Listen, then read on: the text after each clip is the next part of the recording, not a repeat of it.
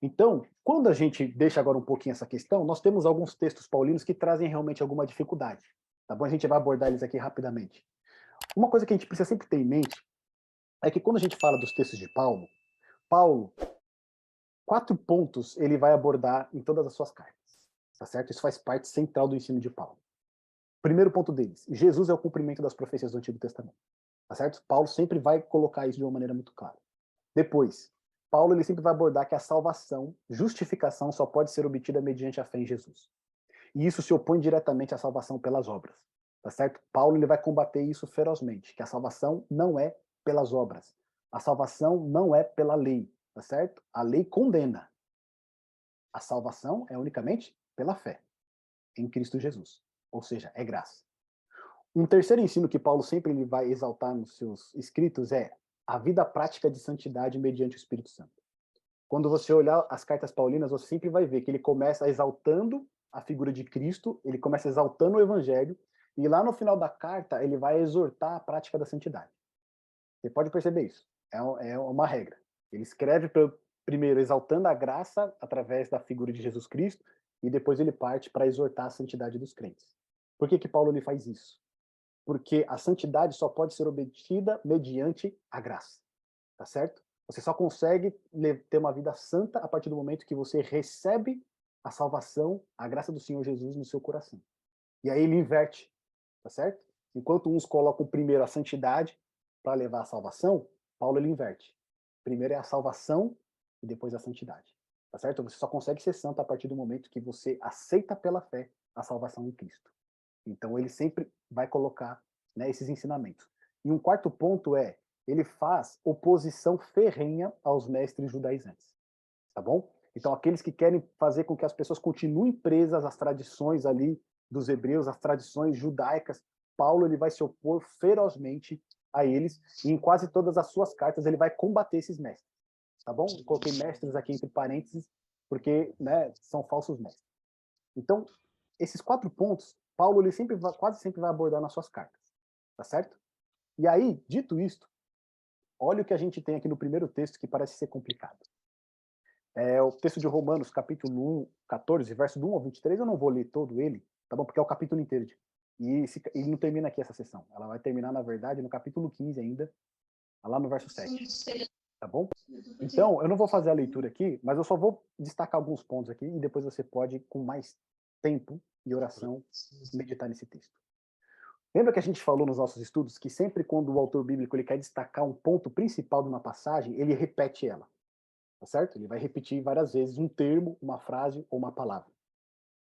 E quando a gente pega esse texto de Romanos 14, muitas pessoas que falam que o sábado não deve mais ser observado, que agora qualquer dia você tem que adorar a Deus, eles utilizam esse verso que diz assim, ó, um faz diferença entre dia e dia, outro julga igual todos os dias. Tá certo? Então eles utilizam esse texto para justificar que o sábado não deve ser mais observado e que todos os dias pertencem a Deus. Tá bom? Só que quando a gente olha essa passagem toda, olha aqui em verde, quais são os termos que se destacam aqui pra gente, ó? Débil, comer, come, comida, comer, comida, tá certo? É isso que vai se destacar. Quando a gente avança lá no verso capítulo 15, debilidades. Então, quais são os termos que se destacam aqui? Debilidade e comida. É isso que se destaca, tá bom? O que isso quer dizer para a gente aqui? Que o contexto no qual Paulo está escrevendo aqui para os crentes em Roma não tem nada a ver com o dia do Senhor, mas parte do que? De tradições humanas, tá certo? Os crentes em Roma estavam preocupados com aqueles que comiam as comidas que eram sacrificadas nos templos. Só que para o crente que tem a sua vida firmada em Cristo Jesus, que foi lá no açougue, comprou uma carne lá e comeu, tá certo? Comeu. Mas um outro lá, outro irmãozinho, sabia que aquela carne lá foi dedicada aos ídolos, foi sacrificada aos ídolos. E aí depois foi vendida no açougue. O irmão foi lá, comprou e comeu. Ele ficou escandalizado com aquilo. Ele falou, meu irmão, como é que você faz isso? Você não sabe que essa carne aí, que essa comida aí foi oferecida aos ídolos? Tá certo? E o que o Paulo está dizendo?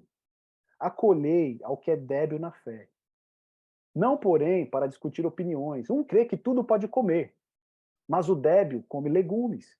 Quem come, não despreze o que não come, e o que não come, não julgue o que come, porque Deus o acolheu. Tá certo? Então, aquele, né, que não ligava para essa questão, que não sabia, tá certo? Ia lá e comia, mesmo uma comida que tinha sido oferecida lá aos ídolos, tá certo? Ele não estava pecando por conta disso.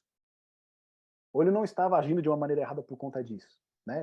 Seja por ignorância, porque ele não sabia, ou até mesmo porque ele não sabia qual que não foi, né? Ele não ia chegar no açougue, essa aqui foi dedicada ao ídolo, essa aqui foi dedicada ao ídolo, me dá uma carne aí que não foi dedicada ao ídolo, ou me dá um alimento que não foi dedicado ao ídolo. Né? Ele não fazia essa diferenciação, mas simplesmente ia lá e comia, tá bom? Só que muitos que lidavam, que colocavam essa questão como uma questão muito importante, ficavam escandalizados. E aí Paulo vai falar para eles, olha gente, aquele que é, né, fraco na fé, não vamos ficar entrando em discussão, tá certo? Tanto que depois ele vai dizer aqui, ó, tu porém, por que julgas o teu irmão?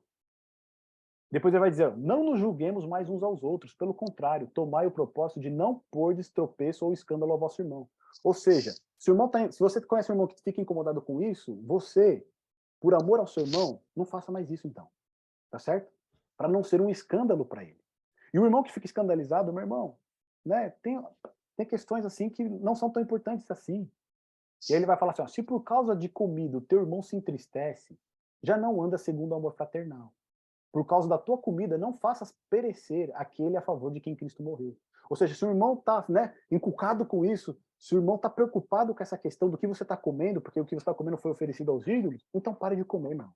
Se você está trazendo, né, essa amargura para o seu irmão, então pare de comer. Para que isso não seja uma pedra de tropeço para ele. Tá certo? E aí depois ele vai falar, assim, pois, seguimos as coisas da paz e também as da edificação de uns para com os outros. Ele vai falar assim, ó, é bom não comer carne, nem beber vinho, nem fazer qualquer outra coisa com que teu irmão venha a tropeçar, ou se ofender, ou se enfraquecer. Tá certo? Então, qual que é o tema central que a gente percebe aqui? A debilidade na fé de alguns irmãos. E se isso é um problema, tá certo? Se o que você come, se o que você bebe é um problema para o seu irmão, qual que é a recomendação aqui de Paulo, então?